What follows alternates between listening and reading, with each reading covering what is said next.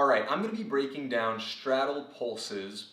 This is great for those of us who are looking to increase range of motion in our straddle hold, ultimately progressing us to a place where we can do a pancake, where we're sitting in the straddle position and our torso and chest can actually lay flat on the floor like a pancake. Before I jump in, I just want to address the fact that there will be some people who say, oh, pulsing or rocking isn't advantageous, isn't valuable. I believe when done in a really specific manner with a specific intention, it can be extremely helpful. And while I'm going to be using a modification, lifting my hips, if anyone had gotten the opportunity to see me attempt some of these positions, just 6 months ago, you would have seen a really different range of motion because I will probably be rehabbing myself away from a life spent in, CrossFit-y, powerlifty, weightlifty worlds with a focus on hypertrophy. So it didn't lend itself to amazing mobility or range of motion, especially in contexts like these. So anyways, with that spiel over, let's just go ahead and jump right in. The straddle hold, right? So if you can even see already, I'm having to round a little bit just to lean forward. All right, now this is the big thing that, while this can be a really helpful as far as relaxing, passively getting into a deep position, we want to have great control and function through our hips, right? Mobility. So not just passively leaning into it, right? Being able to keep these things tight under tension. If you think about, a press to handstand, while that might be far away and far down the line, it doesn't mean we don't want to be conscious of the fact that we'd actually like to have a great range of motion while being able to hold some tension. So there's plenty of people who can hold that deep squat position and, be really loose in it and, kind of just hang out down here. But can you actually put some weight onto that deep squat? There's a difference there. So in my mind, that would be really the main difference between flexibility and mobility is passive range of motion versus active range of motion. So I just want to recognize that because if you're able to get forward, and reach while you're, bending all the way through your back and you're rounding, you may actually have to do something like elevate your hips like I'm about to do.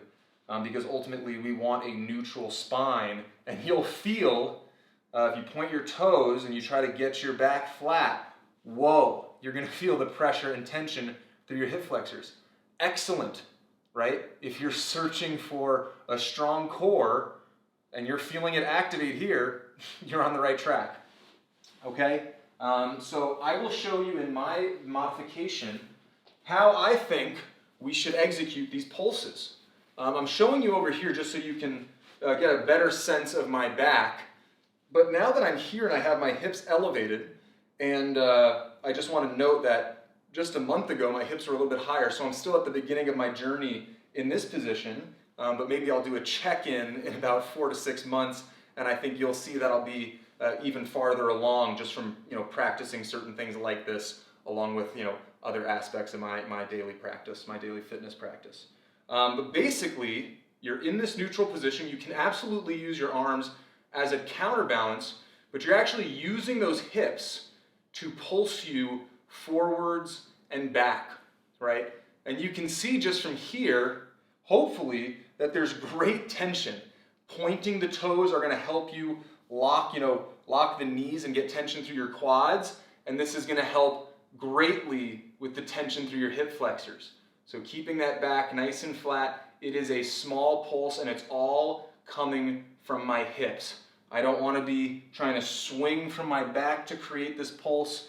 It's small, it's sharp, it's intentional, and there's great tension almost the entire time, right? So again, if you're thinking like, well, this kind of rock or this pulse isn't going to be valuable, you're probably right.